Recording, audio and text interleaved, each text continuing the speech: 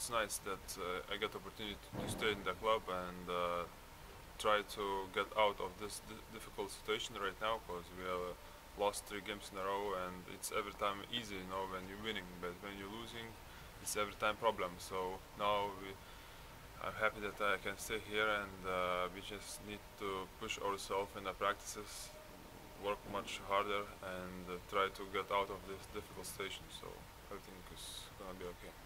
For sure, it's like when you don't have guarantee contract, it's a little bit more tough, because you don't know what can be, you know, after this not guarantee contract finish. So it's every time easier when you have all year contract. So I'm not accept, and it was a little bit difficult for me.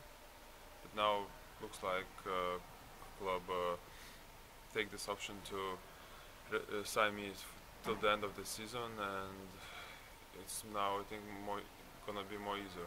All games for us important. 1 week ago, 2 weeks ago was important games too. So Manresa is an important game too. So it's nothing changes for me, because we wanna win.